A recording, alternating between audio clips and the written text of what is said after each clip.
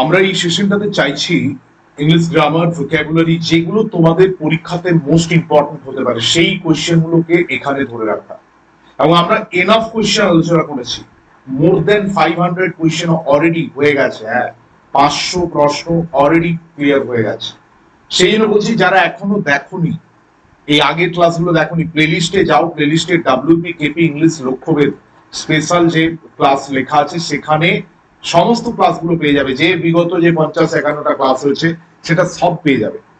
তোমাকে একটু সিরিয়াসলি এগুলোকে প্রিপারেশন, আমি দায়িত্ব নিয়ে বলছি, এগুলো থেকে কোয়েশ্চেন কমন আসবে, এগুলো থেকে কোয়েশ্চেন কমন আসবে। তো সেই কারণে আমি এই সেশনটাকে এতটা গুরুত্ব দিচ্ছি, বিশেষ করে যাদের স্বপ্ন পুলিশ হওয়া তাদের কাছে এই সেশনটা খুবই গুরুত্বপূর্ণ, very very very important and urgent. তাই প্রত্যেককে বলবো যে দরকার হলে, অনেকেই বলেছো যে আমরা খাতায় তুলে নিচ্ছি, সেটা খুব ভালো, যদি খাতায় তুলে নিতে পারো। ভাবো কত কোয়েশ্চেন আমরা এখানে ক্লিয়ার করেছি বা কত কোয়েশ্চেন আমরা এখানে পড়িয়ে দিয়েছি। তো সেটাই বলার। আমরা এরপরে চলে আসছি আজকের সেশনে, বাট সেশন শুরু করার আগে একটা অনুরোধ, যদি কোনো নতুন বন্ধু থেকে থাকো অবশ্যই চ্যানেলটাকে সাবস্ক্রাইব করে দিও, এবং যারা অলরেডি আমাদের ইউটিউব পরিবারের সদস্য, সম্মানীয় সদস্য, তাদের কাছে অনুরোধ তোমরা একটু এই ক্লাসগুলোকে শেয়ার করে দিও। তো চলো আজকের সেশন আমরা শুরু করবো তোমাদেরকে সাথে নিয়ে। আমরা দেখে নিই কি কি প্রশ্ন আমাদের জন্য অপেক্ষা করছে। প্রথমেই রয়েছে হার থিঙ্কিং লিনস ড্যাশ ডেমোক্রেসি। দেখো ডেমোক্রেসি মানে কি, ডেমোক্রেসি কথাটার মানে হচ্ছে গণতন্ত্র। তার থিঙ্কিংটা মানে তার চিন্তা ভাবনাগুলো কিসের দিকে ন্যস্ত আছে? ডেমোক্রেসি, গণতন্ত্র। দেখো আমরা এটা দেখেছি যে একটা শাসক, যে শাসক যখন বিরোধী থাকে তখন তার থেকে ভালো কোনো তোমার থাকে না, তারা সবসময় গণতন্ত্রকে বাঁচাতে চায় যখন বিরোধী থাকে। তারপরে যখন একবার যখন ক্ষমতায় চলে আসে সেই হয়ে যায় নরখাদক, তার নখ দাঁত বেরিয়ে যায়। তারপর সে কি করে? তার মেশিনারিকে কাজে লাগিয়ে মানুষকে অত্যাচার করে। আমি বলছি হার থিঙ্কিং, তার ভাবনাটা লিনস মানে ঝুঁকে ছিল, লিনস মানে হেলে থাকা, ড্যাশ ডেমোক্রেসি, ডেমোক্রেসি মানে গণতন্ত্র। তো লিনসের সাথে কি হবে? দেখো লিনের সাথে হবে আমি এরকম বলছি না, কিন্তু এই বাক্যটাতে হচ্ছে টুয়ার্ডস, মানে সে কি করছে, তার থিঙ্কিংটা মানে তোমার কোথাও গিয়ে, আমি এটা রেড কালার নিচ্ছি, হ্যাঁ, তার থিঙ্কিংটা কোথাও গিয়ে ডেমোক্রেসির দিকে ঝুঁকে আছে। এবার আমি এটা কখনোই বলতে পারিনি যে লিন থাকলেই টুয়ার্ডস হবে, না, নাও হতে পারে। He is lining dash the wall, he is lining against, মানে সে মানে দেওয়ালটাতে হেলান দিয়ে বসে আছে।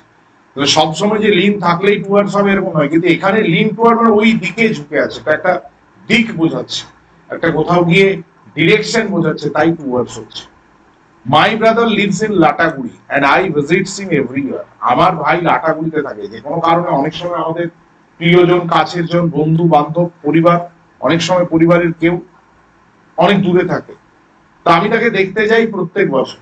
ভিজিট সিম কি করে হবে? আই এর পরে তো ভিজিট হয় না, ভিজিট হবে।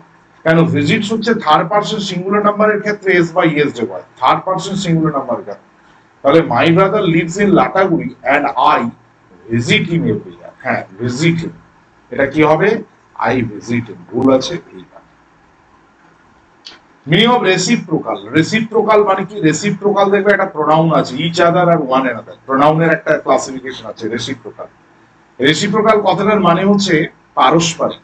তুমি বাংলা সিনেমাতে দেখেছো, সেই দেখবে একটা হিরো আর একটা হচ্ছে ভিলেন, একবার হিরো ভিলেনটাকে মারছে, একবার ভিলেন হিরোটাকে মারছে।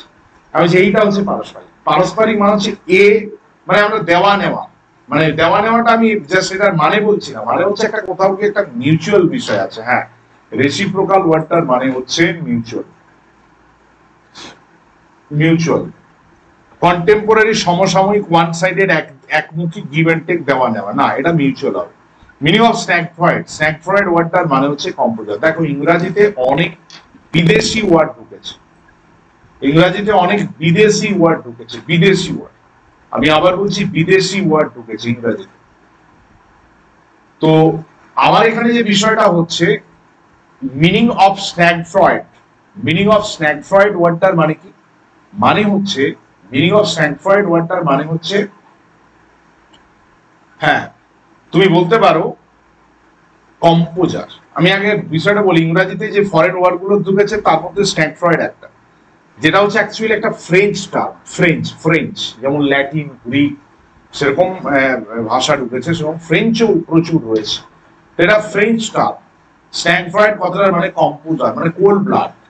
অ্যাকচুয়ালি প্রচন্ড চাপের মধ্যেও যে নিজেকে ঠান্ডা রাখতে পারে। আমরা বলি না ওই যে আমাদের ভারতের প্রাক্তন ক্যাপ্টেন ইন্ডিয়ান ক্রিকেট টিমের MS ধোনি, MS ধোনিকে কেন ক্যাপ্টেন কুল বলা হয়? কারণ সে প্রচন্ড প্রেসারের মধ্যে, ভেরি ইন্টেন্স প্রেসার, সেখানে কিন্তু তার কোনো সেরকম বড় রিয়াকশন দেখা যায় না। তিনি কি করেন, পুরো একদম কাম কুল থেকে পুরো বিষয়টাকে ডিল করেন। এই জন্য সারা পৃথিবীর ক্রিকেটের ইতিহাসে তাকে বলা হয় ক্যাপ্টেন কুল।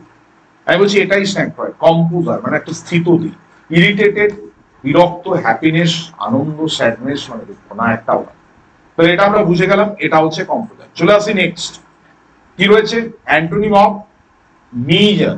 মিগার, মিগার উচ্চারণটা হচ্ছে মিগার, মিজার নয়, মিগার। এটা কি? মিগার মানে কি? একটু হলে আর এর উচ্চারণ নেই, আর এর উচ্চারণ নেই, মিগার, মিগার, মিগার এটা উচ্চারণ। Numerous, large, plentiful, enormous. দেখো নিউমারাস মানে হচ্ছে বিভিন্ন, লার্জ অনেক, প্লেন্টিফুল মানে হচ্ছে প্রচুর, এনরমাস মানে হিউজ। তো এটা মিগার কথাটার মানে হচ্ছে কম, অল্প, তার অপোজিট হচ্ছে plentiful.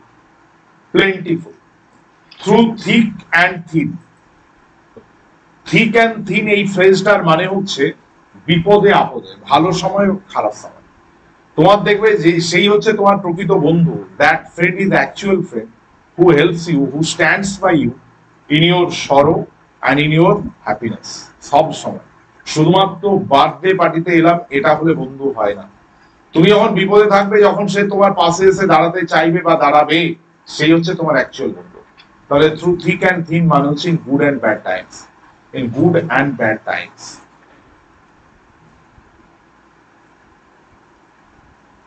Look at dash birds in the tree. তাকাও ওই পাখিগুলোর দিকে গাছে। লুক অ্যাট দা, হ্যাঁ লুক অ্যাট দা। কেন এটা দা হবে? এখানে কোনো ইয়ে নেওয়ার কোনো জায়গায় নেই, দা হবে কেন? Look at the. গাছে যে আমাদের সেই ছোট সময় একটা সে একদম ছোট সময় দেখবে এই ধরনের একটা ধাঁধার মতো প্রশ্ন করতো, তখন বাচ্চা সে তো যায় না। একটা গাছের ডালে পাখি বসে আছে, একটা চোখ বন্ধ করলে দুটো পাখি দেখা যাচ্ছে। তাহলে দুটো চোখ বন্ধ করলে কটা দেখা যাবে? অবশ্যই চারটে দেখা যাবে, কারণ দুটো দূর। কিন্তু পরে মনে হয় ভাই চোখ বন্ধ বলেছে, একটাও দেখা যাবে না। আমি এটাই বলছি, look at the birds in the tree. হ্যাঁ বার্ডস, লুক অ্যাট দ্য। চলে আসি next, correct spelling. Principal, principal মানে হচ্ছে অধ্যক্ষ একটা হয়, প্রিন্সিপাল এটা PAL, আর এটা হচ্ছে principal. Principal PRINCIPAL, PRINCIPAAL,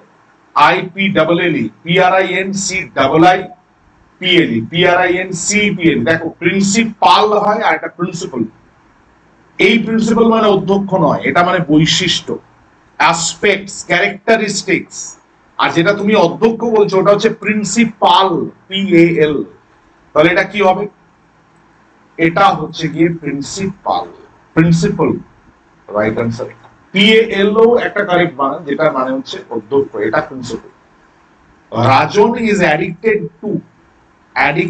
two gambling.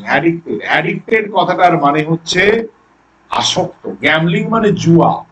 যে জুয়া খেলে তাকে পান্টার বলে, জানো পান্টার। তাহলে Rajan is addicted to gambling. Do not inform the police about the robbery. পুলিশকে ইনফর্ম করো না রবারির ব্যাপারে, রবারির ব্যাপারে। তো এটা ভয়েস চেঞ্জ করেছে। Let not police be inform about the robbery. হ্যাঁ অপশন বি, আমি বলতেই পারি এটা রাইট আনসার হচ্ছে option let not police be inform. বাকি দেখো কোনোটাই আসছে না, আর নটটা লাগবে, আর লেট দিয়েই হবে, কেন? যেহেতু এটা ইম্পারেটিভ সেন্টেন্স। তাহলে দেখো এখানে আমরা প্রায় 10টা প্রশ্ন আলোচনা করলাম। তোমাদেরকে বলবো তোমরা কমেন্ট করো, পাশে থাকো। এই সেশনটা আমাদের চলছে, প্রচুর কোয়েশ্চেন হয়েছে, সেগুলো দেখা হয়েছে তো ঠিকঠাক ভাবে, সেগুলো ভালো করে দেখে নাও। কমেন্ট করবে কেমন লাগছে ক্লাসগুলো। আর নতুন বন্ধু থেকে থাকলে অবশ্যই চ্যানেলটা সাবস্ক্রাইব করে অল নোটিফিকেশনটা প্রেস করে দাও। আর যারা অলরেডি আমাদের চ্যানেলের সাথে যুক্ত আছো তারা সম্ভব হলে ক্লাসগুলোকে একটু শেয়ার করে দাও, যাতে অনেক বন্ধুরা যারা WPKP প্রিপারেশন নিচ্ছে তারা যাতে এই সেশনগুলো দেখতে পারে বা বুঝতে পারে। এটাই বলার। অনেক অনেক ধন্যবাদ। থ্যাংক ইউ ভেরি মাচ পুরো সেশনটা জুড়ে থাকার জন্য। আজকের মতো বিদায় নিলাম, দেখা হচ্ছে আবার আগামীকাল ঠিক সন্ধ্যে 6টায়। সন্ধ্যে 6টা মানে কম্পিটিটিভ ইংলিশ উইথ কৃষ্ণ শুধু ইউটিউব চ্যানেলে ইংলিশের লক্ষ্য registration. Thank you very much.